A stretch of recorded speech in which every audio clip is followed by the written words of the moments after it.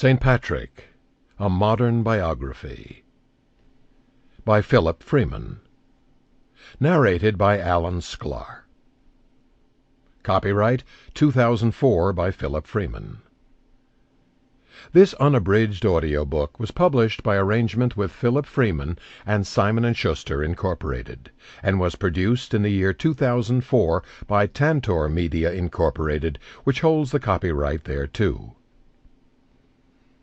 Chapter 1. The Early Years. My father was Calpornius, a deacon of the church, and my grandfather was Patricius, a priest. His home was the village of Bonaventa Bernii, but he also had a country estate nearby.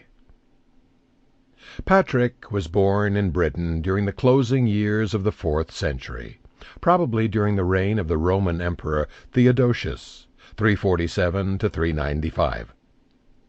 His family was part of the landowning aristocracy of the island, an elite who controlled both the wealth of Britain's agricultural production and the power of local government, as well as the high offices of the emerging Christian church.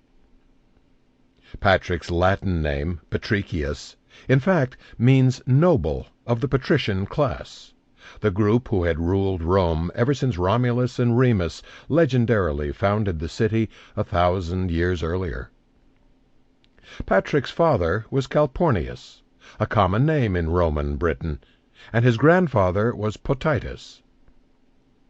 Patricius was probably born early in the 4th century, during the days of Constantine the Great, the first Christian emperor of the Romans.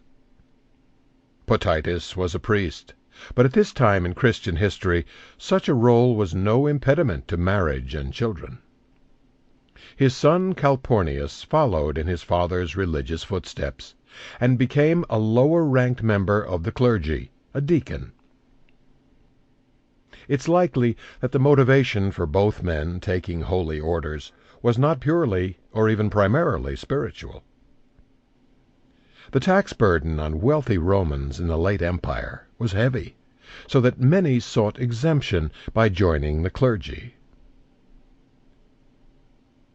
The responsibility for collecting these imperial taxes fell on the decuriones, or city councillors, of whom Calpornius was one. Aside from onerous revenue duties, the life of a decurion was one of honor and privilege. He was entitled to wear a purple stripe on his toga, and could not be subjected to the degrading punishments faced by less fortunate citizens. Sample complete. Ready to continue?